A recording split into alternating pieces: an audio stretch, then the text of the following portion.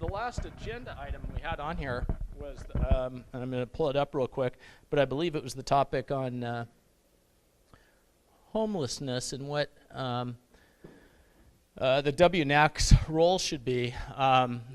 It's clear from the posts on Nextdoor that we're all feeling the pain of homelessness. And of course, we don't feel it as like the people who don't have homes do. And there's a whole myriad of challenges there. I went to the town hall that Chappie Jones, Councilman Jones, was co-sponsor of, him and Councilmember Rocha and Senator Bell, and they had Ken Yeager, the county supervisor, and Assemblyman Lowe.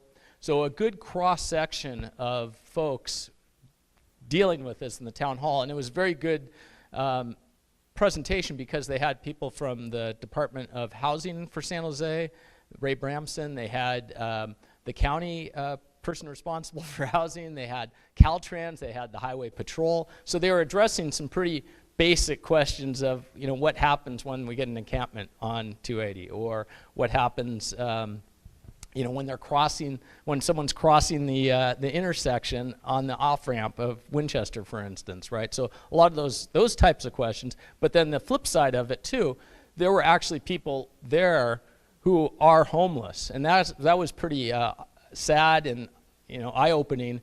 Just the basic things, like this one man who was there. He apparently worked at one point. He was working in Mayor Gonzalez's office, but somehow he became homeless. And he just talked about the challenges of simple things like finding a restroom, right? How do you get around that? Get around, having to do what you have to do, and so those sorts of things, big issues. I think the biggest takeaway for me was something. She wasn't even on the agenda, but she has an RV, and you may have read about her in the paper, in the Mercury. I think she's been in KCBS, pardon? No, not the, yeah, she was in the paper, the lawyer lady. I heard her speak, but she's a homeless attorney. But they didn't mention this in this issue of the Mercury. This was maybe 6 months ago. This lady who's from Los Gatos, she started a program that all she tries to do is go to the where homeless are. She's got an RV, and she helps them. They can take a shower, they can get onto the internet and kind of get cleaned up. And it doesn't really, she's not trying to solve the world with this problem. She's just trying to help out a little bit. Her brother died of alcoholism at 45, and so it's very, this is her personal drive. She's really close to getting a second trailer to go out and do this. But she actually has a very interesting plan. It's all privately funded at this point, but kind of a 3-step program to get people on their feet again. She even calls it a bronze, a silver, and a gold, and then platinum is when you graduate out and you're sustainable. So that was probably the biggest takeaway for me. I'm going to try to interview her, so I'll send that around when I've interviewed her. I'll put it on the WNAC or put it somewhere. And she is very interested in speaking here. Would that be of interest to hear her? Okay. Well, I'll follow up with her then, and then getting, okay. So as far as the WNAC's role, and I know Steve, you can talk to this. I know in the WEG there's going to be some talk about displacement, and I know the council's looking at it. Where should we fit on that? Should we take a position? Should we host programs to kind of educate us all about the issue? What are the thoughts? Christina does. Perfect. So as far as displacement, typically displacement is handled on a citywide basis. So nearby cities such as San Francisco, Berkeley, Oakland, they have Ellis Act provisions, and the state also has a model Ellis Act. So the state model Ellis Act is based. The Ellis Act? I'm going to explain that. So there's some confusion around what it contains, but it's basically a right to re-enter. So say you're living in a rent-controlled unit like the Reserve, it gets demolished. It gets rebuilt, If you would like to move in within 5 years of it being rebuilt, you can move in at the same price that you paid previously. So San Francisco has a Ellis Act ordinance, and additionally, which the state doesn't provide for in their Ellis Act, you can provide relocation benefits. So payouts, relocation assistance, so access to an agent that will help place you in a new rent-controlled unit. So many nearby cities go above and beyond what the state has in their model Ellis Act and will include relocation benefits. So that's really where, at council level, where you're going to see when the housing staff brings back their recommendations. So I forget the date that the council meeting that it was approved. There's been so many long ones. So council recently approved for housing staff to go back and to present a draft Ellis Act with relocation assistance. So housing will come back with a draft. I don't know when that will be. That's really dependent. Housing is really under pressure right now because of the recent rent control ordinance that council approved. So I don't know when this will be, but they're going to come back with a draft Ellis Act and relocation assistance program as well. And at that point, council will vote on whether to approve that draft ordinance. So really where council is, I anticipate there being a lot of issues is surrounding this relocation assistance program and whether that's going to be tied to means testing. So San Francisco, if you move out of a rent-controlled unit, you get a payout. So regardless of your income, you can get up to, I think they increase it based on inflation, but I think it's about up to $15,000 is the max. So you get payouts based on how many tenants are living in the unit. So in other cities like Mountain View, it's not means tested, it is means tested, so it's based on the area median income. So I think for about one person, I think it's around $50,000 or less, you would be eligible for getting a payout. So really where you're going to see San Jose and the discussion around the Ellis Act is this whole means testing. So just to summarize, it's going to come back to council and really, cities address this issue at a citywide level because it's hard. I mean, I know Steve, you can speak to this. It's hard to address it based on, a neighborhood or regionally. So if you have questions, we get a lot of emails about where we're at with rent control. There's been a lot of shifts and changes in our law just based on recent council decisions. So if you have questions, just shoot me an email and I'd be happy to answer them. So the Winchester Advisory Group, which I think most people know about, is gonna formulate some sort of recommendation on displacement and submit that as part of the overall set of recommendations that the advisory group is going to put forward for the Winchester and Santana Row Valley Fair urban villages. So we're forming a small subcommittee to work on the problem and then come back with recommendations to the entire Winchester Advisory Group, and then the group will vote and make a recommendation in that way. But I think that the important thing to think about, and Ken, you probably heard this at the meeting that you were at, and I'm sorry I wasn't able to go, the homeless problem as it relates to rent-controlled apartments, or the potential of rent-controlled apartments being torn down and then people becoming homeless, is real. But a lot of the homeless are coming from other places, right? We only have 44,000 rent-controlled apartments in the city of San Jose, and if there's 3 people in each apartment, we're talking about 125,000 people in a city of 1 million. So most people are not in rent-controlled units. My wife works for San Jose Unified School District and runs the McKinney-Vento program, which works with homeless kids.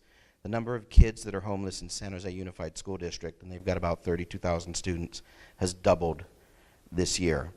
And the problem is that it's evictions from single-family homes, from duplexes and other units that aren't covered by the rent control, which is literally just apartments and I think 4plexes or 8plexes and up. So there's a broad range of people, and of course it has nothing to do with the mental illness problem. So we've got the homeless. If we're talking about homeless, we've got them coming from lots of different places, and we've got a lot of kids that are ending up homeless for a variety of reasons. It has nothing to do with rent control. And if we're talking about displacement policies, and then I think that the next dilemma for us is the city's looking at rent-controlled apartments, but do we extend that to duplexes? Do we make a recommendation that it should go to single-family homes? You know, and this kind of thing, and it's only addressing units that were built before 1979. So anything that was built after 1979 doesn't have rent control. So it's much more than, in my mind, than just the rent-controlled units, and that's really what the Winchester Advisory Group, the small team, is trying to take a look at, with this view that in our area it's more than just what happens when an apartment complex is going to get redeveloped.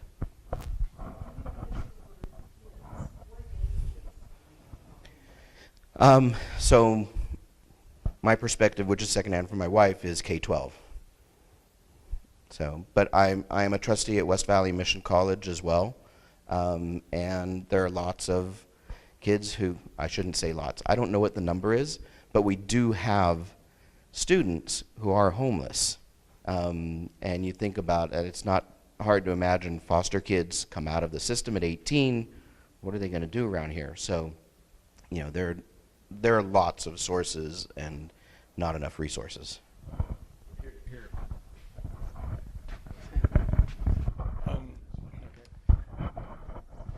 Yeah, you know, I'm affected by the homeless issue just in my business on Moore Park. Today I had a phone call from somebody who called me because he saw my sign and he wanted to bring his girlfriend in so that she could get a shower, like, you know, as though I could accommodate him. I couldn't, but I have sat in many of these meetings with the Winchester WNAC and the WAG and so forth, and the reserve meetings. And my heart goes out to people who are homeless and people who are displaced.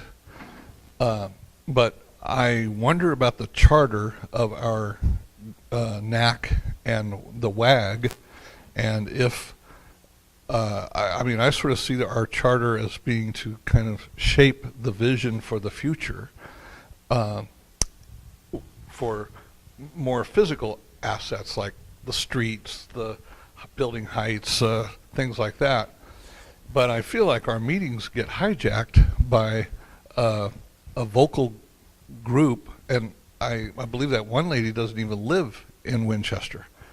I don't even know where she lives, but she gets quite vitriolic sometimes, and you know, hijacks our meetings, and I don't know, you know, if that should even be, you know, encompassed in what we're doing, because the city councilman presumably is gathering input and making this kind of a political decision for the entire city, not just for the Winchester corridor.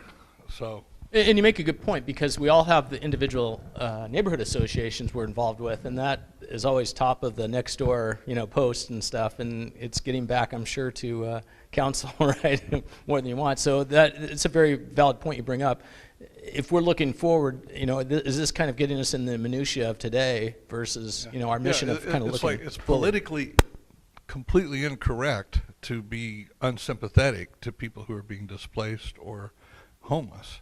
But, you know, if we have a limited amount of time, especially at the WAG, to focus on a vision for the future of the development, if we, Let's you know, focus it on the WNAC. Yeah, on the WNAC. I mean, to Pat's point, what do you guys think? No, rethink that, yeah. Rethink what? I said yes, that would be nice to hear. Mm-hmm. I don't think it is majority, so let's take a vote. Right. Yeah, because we could. I agree with what you said. Yeah, we could always bring her into another forum. I mean, Daphne has a lot of meetings. You know, I'm sure she would host it or something like that. The WNA. But. So I think as part of the Winchester NAC, if there are people that we want to hear from, we have the opportunity, right? It doesn't have to be a completely unanimous thing. And perspectives on homelessness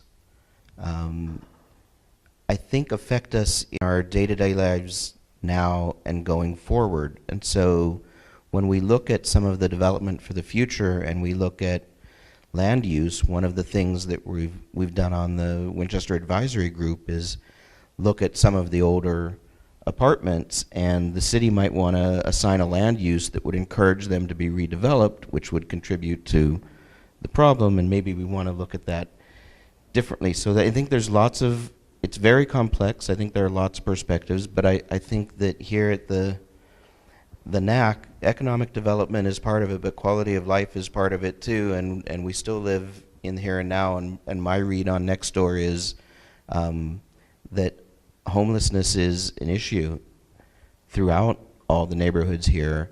I think that the homeless are assigned more responsibility for problems than is probably the case, but you know, if we hear from some of the people that are working with them, we'll get a fuller perspective.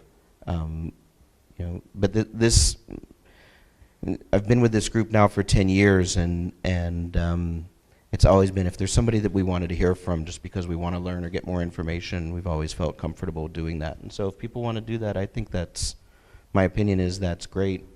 But you know, and it just triggered Steve's comment just triggered a thought, and one of them is, I don't think the problem will be solved, right? I mean, unfortunately, 25 years from now, we'll probably still have an issue. So the question is, how do we accommodate for that, right? Maybe there's things that we can do in the built environment that will be different, that will change things, right? Or maybe not change things, but will adapt. And I think the Winchester NAC, might be able to, as a group, speak to the cities, San Jose and Santa Clara. I know the city, the Santa Clara Senior Center closed a back door and locked it out. People were coming in and using the shower there, and they didn't like that. Perhaps if this woman has her own vehicle that she'll allow showers, perhaps we could, somebody could come up with a reason for them to make certain times available for that if we influence the cities. so I think you're absolutely right, and our decisions on how we develop this area in the future might include how we position public restrooms and how those work, right? We have them downtown, they're in major cities around the world, right? Or how we construct our parks, and if showers become a part of the parks, maybe they're just outdoor shower, but I mean, all of these things can be part of the conversation. I don't think that we have to rule anything out, but the more we hear and the more we open our minds to the possibilities, maybe we see something that's being done interesting in another city, because homelessness is a global. And one of the things that Chappie mentioned the other day, I think this was in the D1 leadership group meeting, was that you know, there's this big project on near Curtin, well, there's the Center Road one, then there's the Evans Lane one, I think, right? And a lot of controversy, and one of the council members was making a good point and saying, yeah, if we take them, all you other districts better take some people too and share the pain here, right? And share the problem, share the solution. So to that extent too, I've been thinking about that a lot. Where in District 1 could we have a shelter like that, right? So it is, you know, yeah, maybe it is topical from that standpoint. Christina.